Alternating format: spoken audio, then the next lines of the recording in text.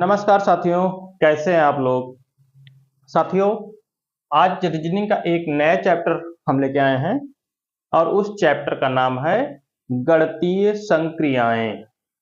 Chapter का क्या नाम है?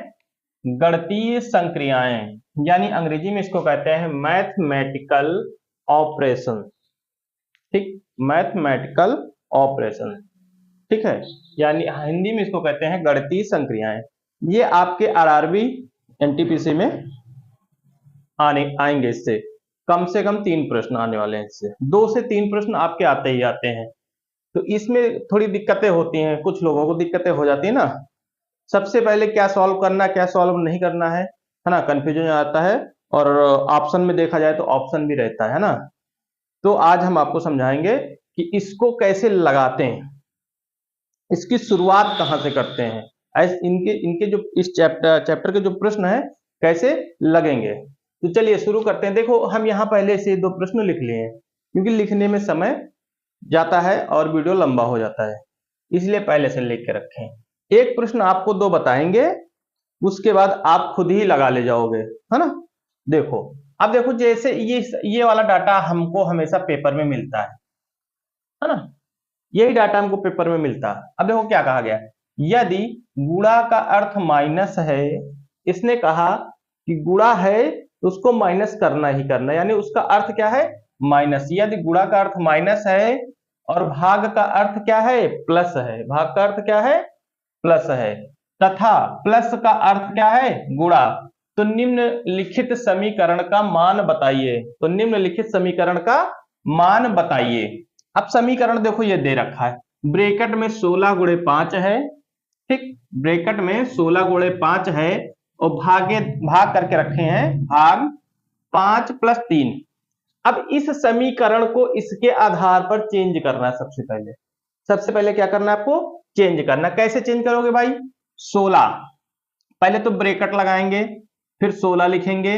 अब देखो यहां पर गुणा है ना। इसने कहा यदि गुणा का अर्थ माइनस है, तो यहां गुणा है तो यहां पर क्या करेंगे, -5, ब्रैकेट बंद।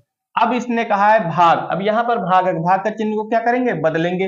भाग का अर्थ है प्लस, तो इस भाग वाले के स्थान पर हम क्या कर देंगे, प्लस लिख देंगे। क्या करेंगे, प्लस कर देंगे।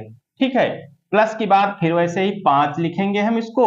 अब यहां फिर प्लस आ गया, यानी सभी के चिन्हों को हमें चेंज करना है। अब प्लस के बारे में क्या कहा गया, देखो, तथा प्लस का अर्थ गुणा है। इसने कहा कि प्लस का अर्थ गुणा है, तो भाई यहां प्लस है तो 5 गुणे 3। ये प्रश्न के आधार पर समीकरण हमारा तैयार हुआ, है ना। इसको सॉल्व कर लेते हैं। सबसे पहले देखो, इसको सॉल्व करने के लिए क्या करते हैं, एक नियम होता है, कौन सा, बॉडमास का नियम होता है ना। सभी लोग पढ़े हैं, बचपन से ही पढ़ते चले आ रहे हैं बॉडमास का नियम। इसमें क्या होता है, सबसे पहले हम ब्रैकेट को हल करते हैं।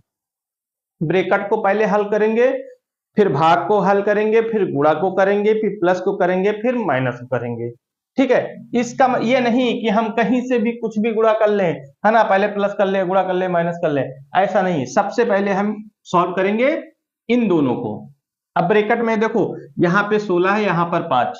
अगर 16 में से 5 गया तो कितना बचेगा भैया, ब्रैकेट हटेगा तो हो जाएगा 11, यानी 16 में 5 गया 11। प्लस करेंगे, यहां पर प्लस है, फिर 5 गुणे 3।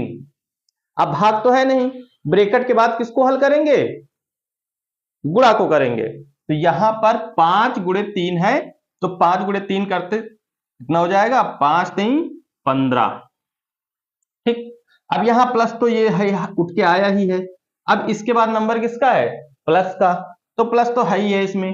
अब देखो 11 प्लस 16, अगर इन दोनों को जोड़ दिया जाएगा तो भैया कितना आएगा, 26, यानी 26 आ जाएगा आपका। कितना आ जाएगा, 26। बहुत ही आसान होता है, बशर्ते आप इसको अच्छे से समझें और लगाएं तो आपका ये हल हो जाएगा, है ना। चलिए अगले प्रश्न की ओर देखते हैं, अगला प्रश्न क्या कहता है। चलिए अगला प्रश्न देखते हैं। देखो अगला प्रश्न क्या कहता है, यदि ए का अर्थ प्लस है, यहां पे थोड़ा सा चेंज कर दिया गया, या एबीसीडी में दे दिया गया। 2 तरीके से प्रश्न पूछता है, एक तो आपको इस तरह का समीकरण देगा, एक आपको दे देगा एबीसीडी का। लेकिन दिक्कत कुछ नहीं, हमको केवल उनके चिन्हों को चेंज करना है ना, केवल चिन्हों को चेंज करना है। जैसे कहा गया ए का अर्थ प्लस है, यानी जहां ए होगा वहां पे हमको प्लस करना है। बी का अर्थ माइनस है, जहां बी होगा वहां पे हमें माइनस करना है। सी का अर्थ गुणा है, जहां सी होगा वहां हमें गुणा करना है। तो बताए, ये देखो यहां पे समीकरण दे रखा है, ब्रैकेट में 10C4 ब्रैकेट बंद, फिर ए है, फिर ब्रैकेट में 4C4। तो इसको सॉल्व करना है भैया। अब देखो इसको सॉल्व कैसे करेंगे, ब्रैकेट है, सब में ब्रैकेट ही है, तो इसको सॉल्व करने के देखो 10 है तो 10 लिख दिए। अब सी के स्थान पर क्या कहा गया, सी का अर्थ गुणा है, तो 10 गुणे 4, 10 गुणे 4 हो गया। हुआ कि नहीं हुआ, ब्रैकेट चाहो तो कर लो, चाहो तो हटा दो, लेकिन अभी कर लो, है ना, 4। अब देखो यहां पर बीच में ए है, और ए का अर्थ क्या है, प्लस है, तो यहां पर प्लस करते हैं, फ्री ब्रैकेट आ गए हम। इसको सॉल्व करते हैं, 4 और सी का अर्थ क्या है, सी का अर्थ गुणा है, तो गुणे 4, ये हो गया। अब यहां पर B6 है ना, B6 है, 6 को थोड़ा ऊपर ऐसे बराबर, B6 है ना। अब B का अर्थ क्या है, B का अर्थ माइनस है, तो यहां पर क्या लगेगा, -6, -6। देखो यही समीकरण को यहां पर केवल इसकी प्रश्न के आधार पर हमें चेंज करके रखना होता है ना। अब देखो यहां पे रख दिए, दोबारा देख लीजिए, ये 10 गुणे 4 कहां से आया, क्योंकि 10C4 है, और सी का अर्थ क्या है, गुणा, इसलिए यहां पर गुणा कर दिए, क्योंकि इसी के आधार पे तो हमें रूप चिन्ह चेंज करना है ना। और 4 गुणे 4 आया कहां से, क्योंकि सी का अर्थ क्या है, सी का अर्थ गुणा है। और माइनस कहां से आया भैया, माइनस आया बी, और बी का अर्थ है -6। अब इसको सॉल्व कर लेते हैं, है ना।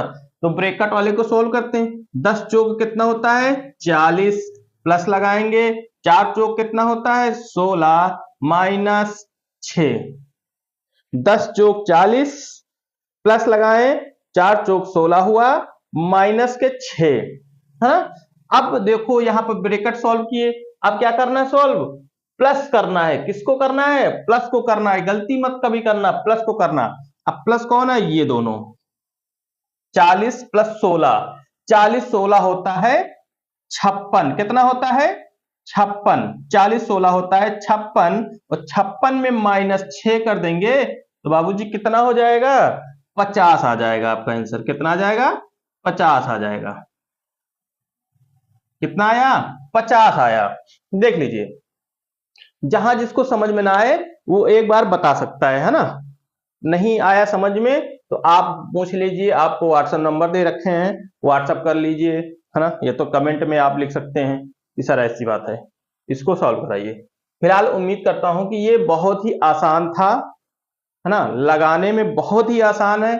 बस अर्थे हमको इतना याद रखना है कि सबसे पहले किसको अलग करना है ना। तो बॉड मास का नियम लगाना है, इसको हमको कौन सा नियम लगाना है, बॉड मास का, BODMAS,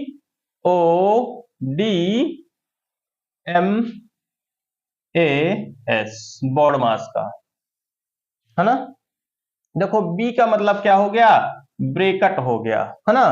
और ओ का ऐसे ही पड़ा है, कुछ नहीं, खाली स्थान, ठीक।